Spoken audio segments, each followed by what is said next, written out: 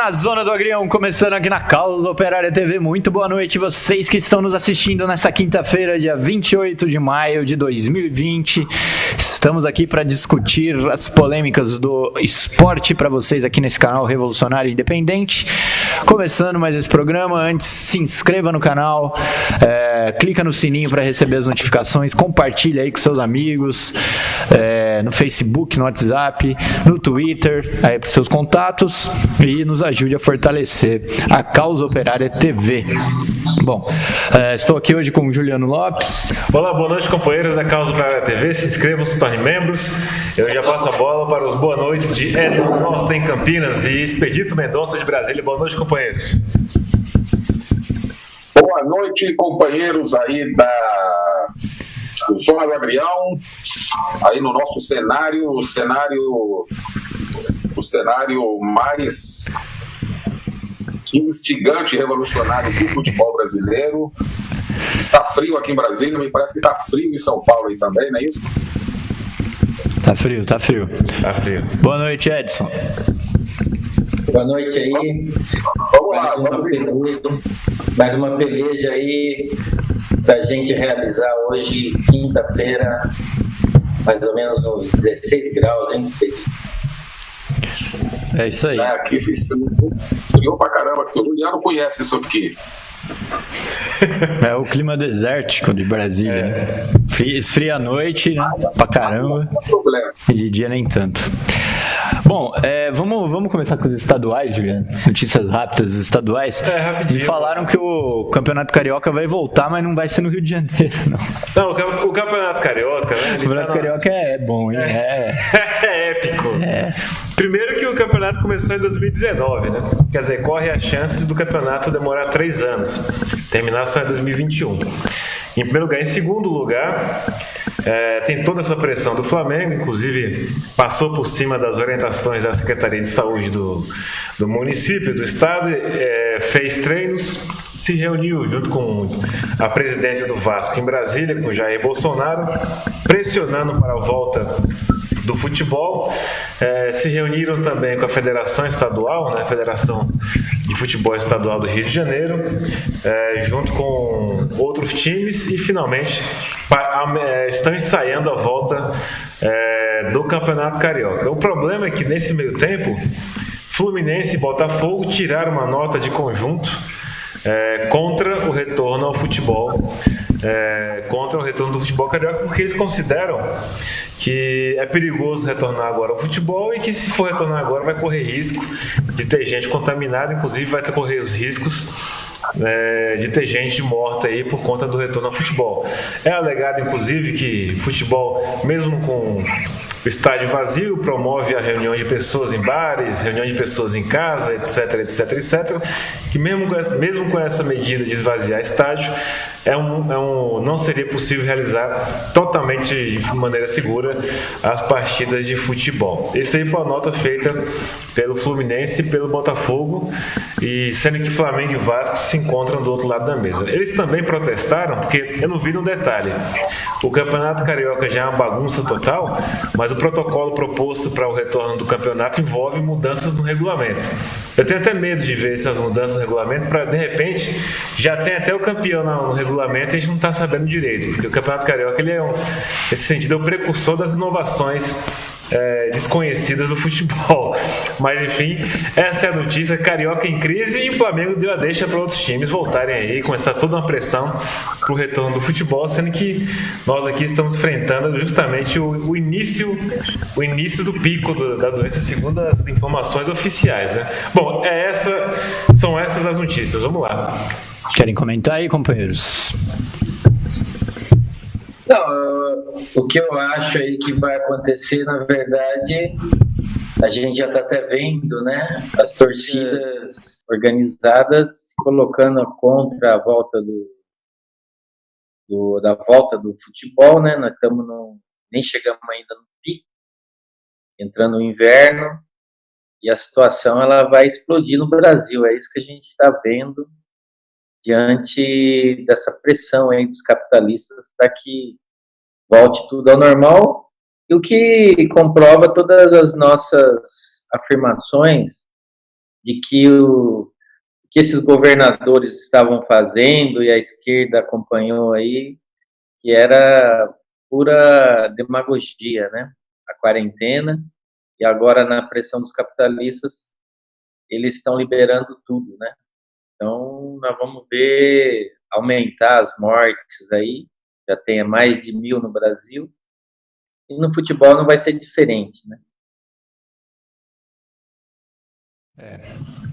É isso mesmo. Bom, e não é só no Campeonato Carioca que tem polêmicas aí sobre a volta do futebol, né? O Corinthians se colocou abertamente aí contra o retorno dos campeonatos. O André Sanches se declarou contrário ao retorno, né? Falando que isso justamente coloca em risco aí os jogadores e todos os profissionais aí envolvidos no retorno dos campeonatos, né? Eu achei interessante porque finalmente também é um clube de massas aí também que acabou tendo no meio da sua torcida as primeiras manifestações contra a volta do futebol e também contra a própria direita que estava saindo às ruas, como foi o caso da Democracia Corintiana e outros que saíram aí contra o fascismo. Mas o texto dele, inclusive, é bem interessante. Ele fala que o que está colocado, na verdade, agora é que os clubes exerçam a pressão sobre os governos estaduais e federal para que os governos tomem providências para que evite qualquer tipo de falência, inclusive, das empresas. Seria uma empresa que pediria aí socorro ao Estado para não quebrar, ao invés de forçar a volta do futebol. Eu acho que é uma discussão que deve estar passando aí em toda a direção dos clubes e tal, sobre o que fazer exatamente agora nesse retorno. De qualquer maneira, eu também acredito essa nota do presidente do Corinthians, a pressão que a própria torcida está organizando, especialmente as organizadas do clube que estão fazendo aí para que o futebol não retorne, né? Primeiro, o fato de ser muito perigoso, né, para jogadores, equipe técnica. Inclusive, o próprio Flamengo teve um massagista morto por coronavírus. É muito perigoso retornar ao futebol, mas em segundo lugar, destacar também que Corinthians, nem falar, mas vários outros times aí tem uma torcida nacional, na verdade, que finalmente o futebol sem torcida, e aí vale até para times pequenos, até para disputas de quadradão de rua, ele é um esporte meio sem sentido. Então, a crítica também é nesse sentido. Quer dizer, sem torcida não tem futebol. Não é possível ter o esporte, né? Outros esportes é possível fazer isso daí. Disputar sem que tenha nenhuma torcida, mas futebol não. Que é como a gente está vendo aqui na própria foto aqui de fundo do programa. Se vocês notarem bem, na verdade é uma multidão, muita gente para 22 caras que estão ali dentro. Quer dizer, o negócio, a torcida na verdade é um peso muito maior do que se possa imaginar, né? Faz sentido aí? Não sei, né? Não sei que mais que está afetando o Corinthians junto com o Flamengo, com o Fluminense e Botafogo, resolveram não sair. Eu não sei que esquema que eles arrumaram para manter os cofres de alguma maneira relativamente confortável para segurar a crise, mas mostra que tem toda uma disputa, uma crise em torno do retorno ao futebol, né? É isso. Vocês querem comentar alguma coisa, companheiros? Não, só rapidamente. Você vê que o Vasco e o Flamengo não foram por acaso as duas maiores torcidas do estado lá. Em seguida, estão nesse movimento de pressão aí para o retorno, né? Como não chegaram num acordo lá com o governador atira na cabecinha, né? Eles estão buscando outras praças aí onde tem aí um liberou geral, e vieram bater na porta aqui do governador Inganês, liberou geral aqui, né, no Distrito Federal, né? O Distrito Federal, quando ainda estava com alguma medida aqui de isolamento, né, desses moldes aí que a gente conhece, né, um isolamento muito, muito, muito mequetrefe, os números estavam aí relativamente baixos, tanto do ponto de vista de infectados como de mortes. Só que é o seguinte, o Distrito Federal deu um salto aí fudido, aí, desculpa a expressão, deu um salto aí grande no número de infectados e mortos, né? Então, assim, claro, ontem Eu fui num ato ontem dos servidores públicos, aí tive que andar a pé ali do Parque da Cidade até o Conjunto Nacional, passei pela sede e tal. Está tudo reaberto, comércio reaberto, shopping também vai estar reaberto. Óbvio que isso aí está se refletindo no aumento aí do número de mortos. Brasília saltou para 123 mortos. Até 2 semanas atrás estava com 43, 46, 47, alguma coisa assim. Esses clubes estão aí em busca de dinheiro, grana, o patrocínio é muito pesado em cima, e eles estão em busca de lugares aí que não tem obstáculo nenhum para eles pressionarem ainda mais. Lá no Rio de Janeiro, não é que o governador Witzel tem nenhuma ação aí, nada. O Rio de Janeiro ultrapassou a China. O Rio de Janeiro, estou vendo aqui na Globo News, ultrapassou a China em número de mortes. A China, o país de quase 2 bilhões de habitantes. Então. E a situação é explosiva em todos os lugares. São Paulo, a mesma coisa. Brasília está indo para o mesmo patamar. E os presidentes aí, tanto de Flamengo como de Vasco, estão aí, agora se irmanaram, né?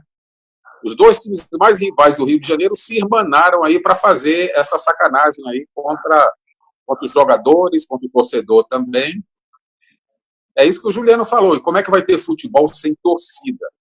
Não sei se vocês estão vendo aí, o campeonato alemão recomeçou aí, está passando aí aqui na Fox Sports e tal, aqui no SPN também. Tá lá. Ontem teve o jogo do Schalke 04, não sei quem lá e tal. Um outro time, Nuremberg, parece. Tem futebol dentro de campo, não tem torcida. Você olha assim e fala, falta alguma coisa. Ou seja, falta o essencial, falta a torcida. É uma loucura completa. Era isso. Exatamente. Bom, para continuar aqui também nesse tema dos estaduais, o Atlético Goianiense voltou a treinar sem autorização das autoridades. Não, na verdade o Atlético Goianiense, exatamente, eles tocaram terror, o time tocou terror, botou todo mundo para treinar sem as autorizações, né, devidas, sanitárias, etc. e tal. Os jogadores foram obrigados a assinar um termo de compromisso. Deu rebu porque 3 jogadores não assinaram e abandonaram o treino do Atlético Goianiense por conta desse termo de responsabilidade. Eu acho, o termo não está aqui na matéria, mas eu acho que está escrito lá assim: se você pegar coronavírus e morrer, paciência. Deve ser esse o termo que você vai assinar. Afinal de contas, a pandemia não é culpa nossa, é uma coisa de Deus. Deus mandou aqui a pandemia. É como diria o que está acontecendo agora nas demissões, né? É força maior. O patrão demitiu e não tem como pagar, é paciência, é força maior. A pandemia, o patrão efetivamente não tem como pagar o trabalhador, etc. e tal. Então, tá aí, o Atlético Goianiense voltou infringindo as regras sanitárias aí, torcendo também para ver se consegue espalhar bem o coronavírus entre os jogadores. Bom, e por falar em força maior e demissões, o Inter cortou 30% em todas as áreas do clube, inclusive acarretando aí na demissão de 40 funcionários desde o começo do mês de maio. E aí com isso eles dizem que irão economizar 4,5 milhões nesse ano de 2020. Tudo isso por conta da pandemia, né? Então, mais um registro da crise com o coronavírus no futebol, né? Exato. Aí que tá, né? Você entra naquele esquema de aproveitar a pandemia para apertar os cintos e cortar os gastos, né? Tem muita empresa fazendo isso daí e os clubes também começaram a fazer isso daí. Tem clube, acho que foi o Grêmio, que inclusive simplesmente fechou o estádio dele, botou gente para correr, demitiu todo mundo, apertou os cintos para enfrentar a pandemia. O problema é que se apertar cintos aí, sempre recai na cabeça do trabalhador, sempre recai na cabeça dos funcionários. E os patrões, os dirigentes, os empresários, tudo que eles fazem para evitar que os lucros, né, que o dinheiro não entre deixe de entrar no clube. Eles fazem de tudo para evitar quedas na lucratividade do negócio. Então, para isso, eles apertam cintos aí, com essas demissões, etc. e tal, né? É um mundo velho de gente que está nisso daí, né? Não poderia ser diferente no futebol. Juliano, só para a gente encerrar nossa sessão crise, mortes, pandemias e jogadores correndo risco, você não quer falar aí do nosso contrato da Globo com o Flamengo? Então, eu não... ó, falando em Flamengo parece que tá desencanando aí do Jesus, hein? Pra alegria dos flamenguistas. De alguns flamenguistas, eu vi também a matéria dizendo que Jesus... Na verdade, sabe que o rolo todo é que o homem não tá querendo voltar pra cá. E o medo, né? É lógico, a pandemia tá chegando aqui a 5 mil. Porque ele ia ter que treinar lá, ó. Flagraram lá no helicóptero lá. Exatamente. Não vai ser o europeu morrer junto com esses réis brasileiros aqui, lógico que não vai voltar. Que fique o time aí treinando e morra. Eu mesmo tô fora. Pelo que eu entendi é isso. Mas eles estão alegando que é contrato, são os euros, as renovações, é um mundo velho de conversa fiada. Obviamente, alguém chegou no Jesus e falou, volta não, que lá tá ruim o negócio, viu? Aí o Flamengo falou assim, nós vamos começar aqui de qualquer jeito, com ou sem você, que nós precisamos de dinheiro. Inclusive, estamos fechando um acordo com a Globo, que vai transmitir o Campeonato Carioca. Eu não sei o que eles vão de fato transmitir. Acho que são 2 jogos, viu? Expedito Eto, ida e volta, Flamengo e Vasco e Flamengo. E acabou o Campeonato Carioca, deve ser isso. E quem não gostou também, ó, paciência, tá aí o STJD, entra com recurso. No Rio de Janeiro é assim, você entendeu? Bom, companheiros, seguinte, eu queria só pra gente poder... O Edson, ele tem um furo de reportagem que eu queria que ele anunciasse, mas essa discussão aí da volta, não volta dos campeonatos não é só no Brasil, né? Na Europa eles já estão voltando, na Inglaterra já os times da Premier League já estão voltando a treinar, na Itália a Bundesliga já voltou, na Itália eles estão com medo de voltar, porque finalmente na Itália foi aquela desgraça total. Mas tem um debate aí, tem uma lista de países que já estão retornando ao futebol, a maioria deles sem torcida, é claro. São os protocolos, eles estão fazendo os protocolos lá e não garante absolutamente nada isso daí. Que fique bem claro que esses protocolos não até para uma doença que nem tem cura ainda, é bem escandaloso você colocar todo mundo correndo risco de contágio. Na verdade, inclusive entraria a mesma política que a gente tem no geral, né? Quer dizer, quarentena total para todo mundo. Não pode deixar alguns setores aí o pessoal ficar exposto à morte e outros muito bem alimentados aí ficarem de quarentena, escondidos em casa. Esse negócio bem criminoso, né? Enfim, é isso. Edson Dorta, mas por falar em protocolo aí para retornar em segurança aos jogos, você tem um furo de reportagem, parece que pode servir aí, inclusive de modelo para a Bundesliga, poder retornar aí os seus jogadores com total segurança, né, em relação à pandemia, não é isso? A gente andando aqui, né? Porque nosso programa, ele não é... Eu lembro de um quadro que a gente tinha no nosso programa que era do mais rico ao mais pobre. E a gente, inclusive, acompanhando a Várzea aqui na região de Campinas, a gente verificou que o pessoal aqui da Várzea já arrumou o jeito, viu? Para voltar aos gramados, sem correr o risco da pandemia. Apesar que eu não sei se isso impede, mas a gente verificou aí que o pessoal, antes de entrar em campo, parece aquele carro que entra no lava-jato para lavar o carro por fora. Então a gente verificou e mandou aí para o programa, não sei se tem um vídeo aí. O pessoal aqui na região de Campinas já está batendo a sua bolinha, fazendo as prevenções necessárias contra o coronavírus. Se tiver, pode rodar aí, que essa é a solução, mais ou menos. Ainda falta outras coisas.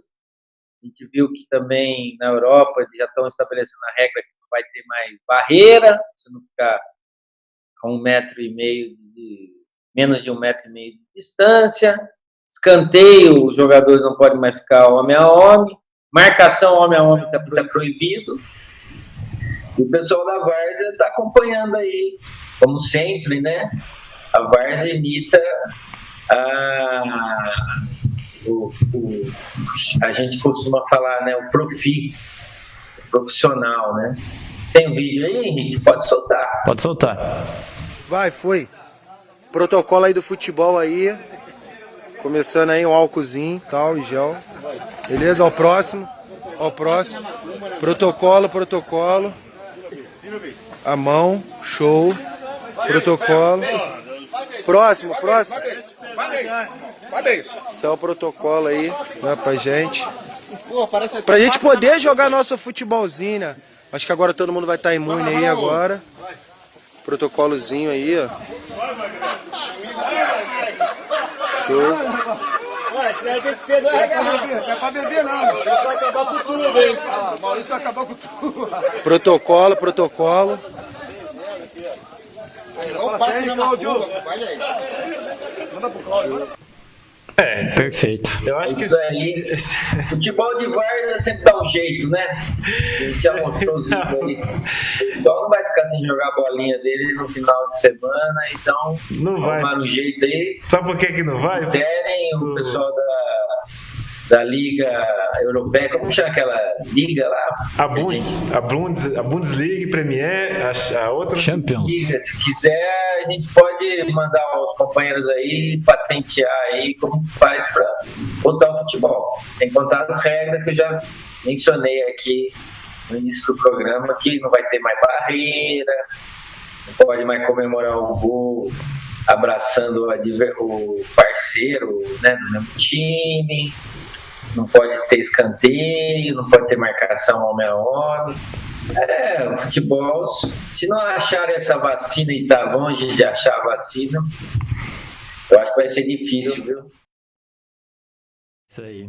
Bom, fica aí a sugestão aí para as grandes ligas e campeonatos para voltarem em segurança. Bom, vai, Juliano, vamos mudar de assunto aqui, vamos falar um assunto que a gente gosta muito.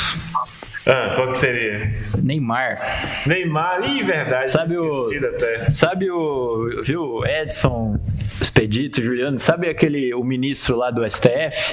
Segundo a imprensa golpista, o ministro do STF, Lewandowski, joga melhor que o Neymar. Vocês acreditam nisso? Ah não, Lewandowski é um jogador, né? Na verdade o Lewandowski, o nome do rapaz é um negócio triste de ler. Você nem sabe quem é o cara.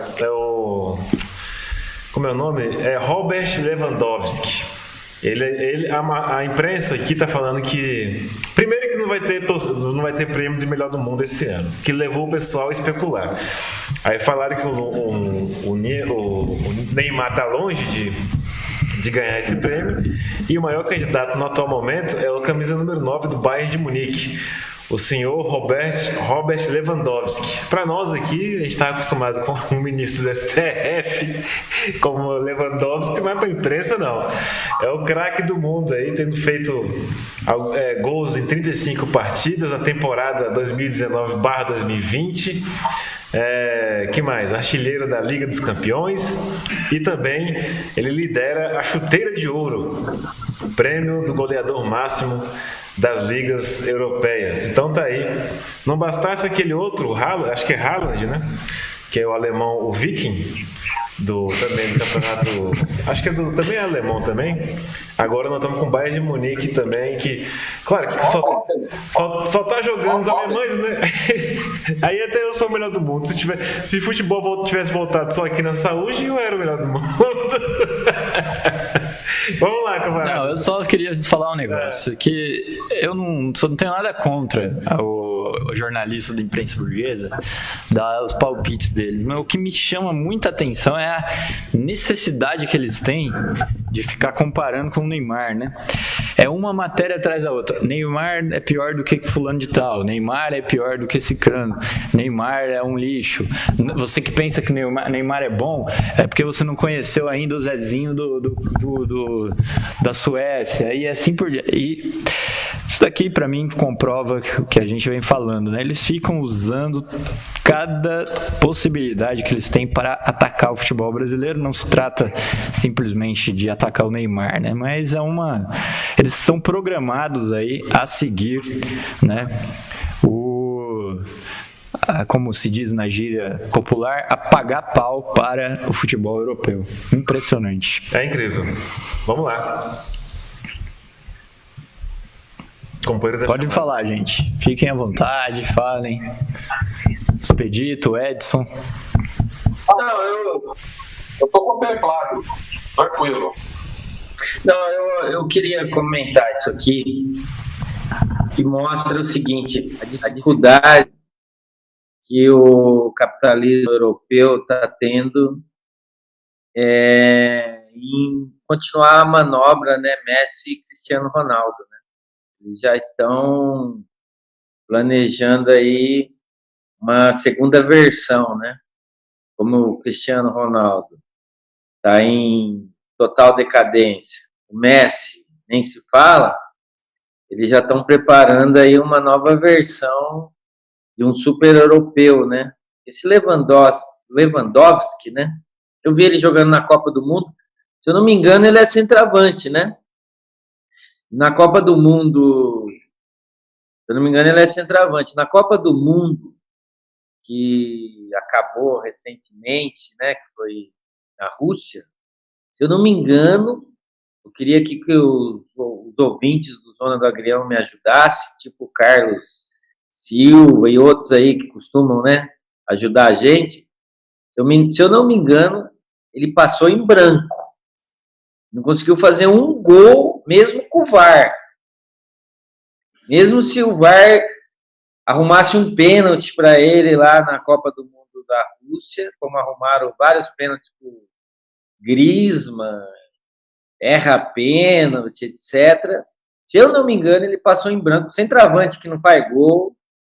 Vou falar uma coisa para você, não serve nem para jogar na Várzea.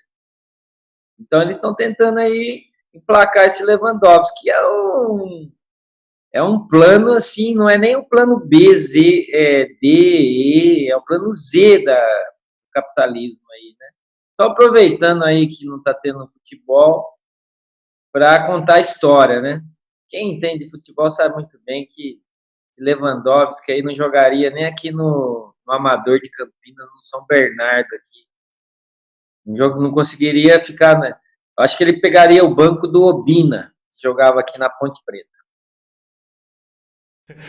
Só para destacar aí. Lembrando que ele é polonês, né? Você sabe disso, né? Ele jogou pela Polônia. Exatamente. Lembrando que os eu não sei até onde a Polônia foi, né? Não sei nem se passou da primeira fase. Eu acho que passou da primeira fase, né? É isso que o Edson falou. Ele brilhou pela inépcia, pela ineficácia, tá certo?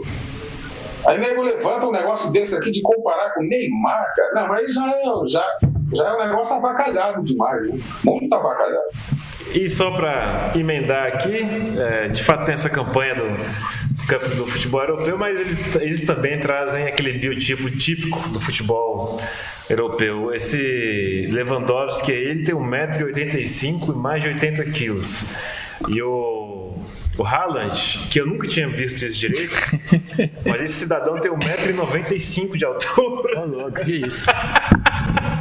E ataca. Aí o Lewandowski aí, ó. O cara parece o Exterminador do Futuro, mano. É mesmo. O cara comentou na matéria aqui do UOL, né, da Folha de São Paulo, e falou assim: mas tudo bem, mas ele precisa tirar as calças?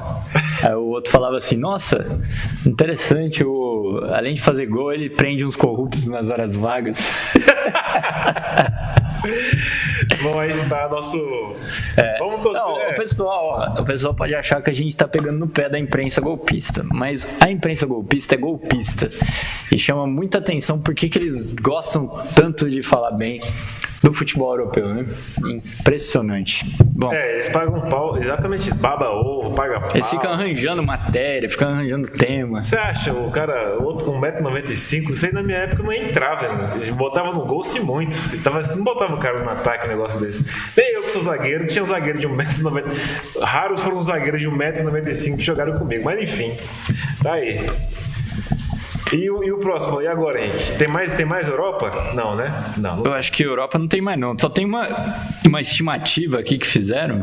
Ah, é verdade. Que o jogo... Isso aqui é a estimativa da morte, né? Parece que desceu lá o próprio demônio e falou, né? Liverpool e Atlético de Madrid foi um dos últimos jogos que aconteceram lá na Inglaterra, né? Se é que não foi o último. E a Inglaterra na época tinha 100 mil casos, na data da partida tinha 100 mil casos de coronavírus. E aí fizeram uma estimativa, algum cara que gosta muito de morte, fez a estimativa que esse jogo aí teria gerado 41 mortes por coronavírus, né? Porque o jogo foi feito no momento que a pandemia estava em ascensão. Começando ali. Mas isso aqui é interessante também porque mostra o perigo, né, de voltar ao futebol aí com a pandemia ainda no pico, né?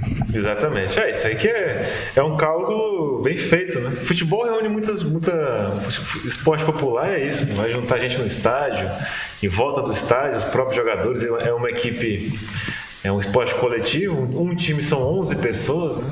E também por mais que você tente aí, se tiver alguém com contágio, o tal do falso positivo, não sei o que, pode suar e espalhar o vírus, é um negócio de louco. Voltar agora é um negócio totalmente absurdo, né? Não tem o menor sentido. Aí está o jogo aí, ó. Foi esse jogo aí. Teria matado aí mais de 40 pessoas. 40 pessoas. Bom, pessoal, é o seguinte. Antes da gente continuar aqui, eu queria que o Edson desse uma notícia triste aí, que foi a morte do Vadão, né? Porque nós anunciamos aqui no programa, acho que foi o programa retrasado, que o Vadão não estava bem no hospital, né? E essa semana ele faleceu, aí vítima de câncer. O Edson conhece bem aí a trajetória do Vadão, que tinha terminado com a seleção feminina do Brasil, né? Antes da Sueca assumir. Essa semana o futebol brasileiro teve uma grande perda, né? O Vadão, se não me engano é Carlos Alvarez, um negócio assim. Oswaldo Alvarez, ele começou como técnico,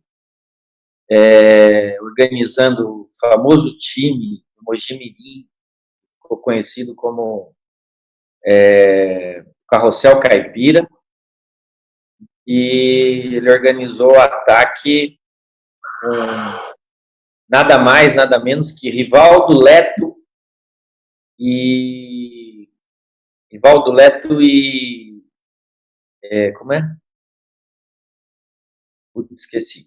3 jogadores muito espetaculares no ataque, né? O Rivaldo foi o que mais sobressaiu depois, né? Foi jogar no Corinthians, no Palmeiras, na seleção brasileira, etc. E nós temos também a ação dele nos times de Campinas, né? Ele ficou conhecido aqui em Campinas como o rei do derby. Nunca perdeu um derby, tanto pelo Guarani como pela Ponte Preta. Ele treinou os 2 times, tanto é que as 2 torcidas homenagearam o Vadão quando soube da morte dele, né? E o último trabalho dele foi justamente na seleção feminina do Brasil, né? Participou aí da Olimpíada, se não me engano. E o Vadão morreu essa semana, problemas cardíacos, etc. e tal. Muito provavelmente que seja originado pelo coronavírus, né? Porque tem muita gente aí morrendo, que estão dando como óbito, né? Problemas no coração, mas a gente sabe, diante dessa pandemia aí, que o coronavírus ele está atacando não só o pulmão, como todo mundo está preocupado, mas como ele ataca a corrente sanguínea, etc., as células, provavelmente ele está provocando a morte de outros órgãos, né? O Vadão era novo, tinha muito ainda para atuar aí no futebol e a gente perdeu esse treinador importante aí na história do futebol brasileiro. Deixa aqui a nossa homenagem também ao Vadão, aos pontepretanos e bugrinos que tanto comemoraram quando ele era treinador dessas equipes. É isso aí. Bom, vamos para o nosso último tema aqui, nosso tema da noite, que são as torcidas. Beleza, Edson. As torcidas, né? Vou dar uma geral. Nós estamos aí falando sobre as torcidas já faz algum tempo, né? Tanto as torcidas em geral, o aparecimento aí de torcidas de esquerda, torcidas antifascistas, né? E agora, recentemente, né, as torcidas têm aparecido aí como um fator à frente, né, da própria esquerda, que está com medo de sair na rua, e as torcidas aí têm se organizado para sair na rua, né? Tivemos o episódio da Gaviões, da democracia corintiana aqui em São Paulo e em Brasília, contra os fascistas. Eu tenho informações aí que eles estão organizando mais uma. Nós tivemos o caso agora, essa semana, se não me engano, das antifascistas do Santos, que foram protestar em frente ao Pacaembu e à Vila Belmiro, também aí contra essa situação toda. Tivemos o caso... Aí a foto do... Aí está. Contra a CBF, a Globo, contra essa questão do futebol sem torcida, né? Nós tivemos uma carta aí da torcida jovem do Flamengo, chamando o pessoal a combater aí o fascismo, lembrando a história da torcida de luta contra a ditadura militar, etc e tal, né? São vários episódios aí envolvendo os torcedores. Nós tivemos também uma reação aí das torcidas, né? Alguns palmeirenses que, na verdade, procuraram apresentar como sendo a torcida do Palmeiras, mas na verdade são alguns palmeirenses aí que se aproveitaram do fato de que a Gaviões apareceu contra lá os bolsonaristas, e alguns meia dúzia lá de palmeirenses aí vieram fazer uma provocação no ato bolsonarista, etc e tal, mas logo a torcida do Palmeiras já tratou de responder isso daí, falar que não tinha nada a ver com isso e que na realidade estão se organizando aí, tá rolando uma articulação entre as torcidas todas para, né, se manifestarem aí contra o fascismo, né? Então dei uma geral aqui, mas o que a gente queria, as notícias a gente já deu bastante, mas o que eu queria levantar aqui é o debate sobre a importância das torcidas, né? E parece que esses fatos aí mostram por que a burguesia odeia tanto as torcidas, né? As torcidas de futebol, assim como eles odeiam todas as organizações do povo, né?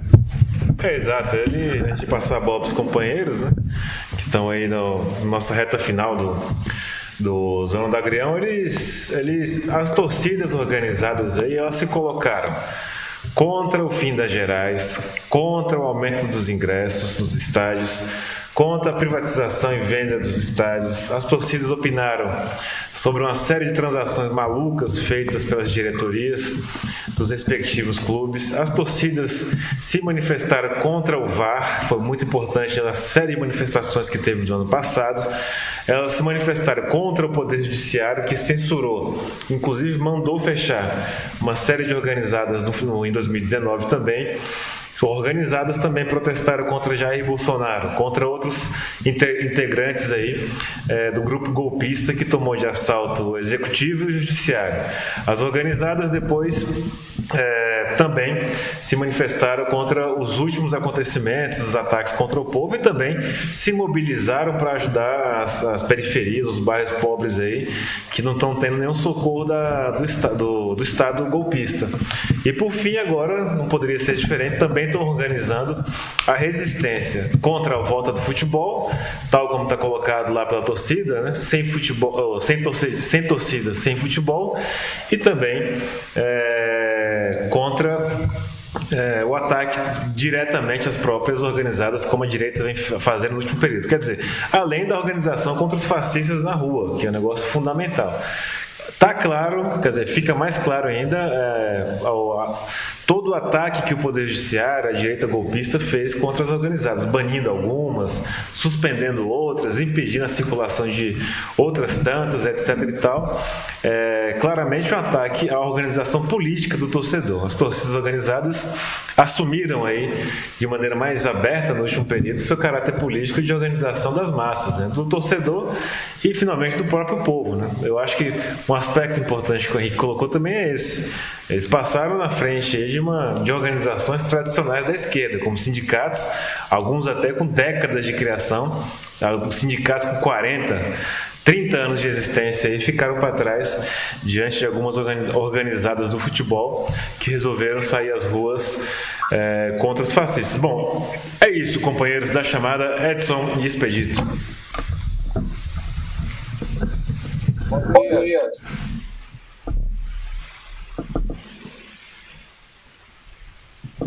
Pode falar, Edson. Então, o que acontece é o seguinte, né? Tudo aquilo que a gente vinha falando da importância da organização das torcidas, elas estão mostrando agora, né? Nós, no programa passado, a gente mostrou a farsa da torcida palmeirense,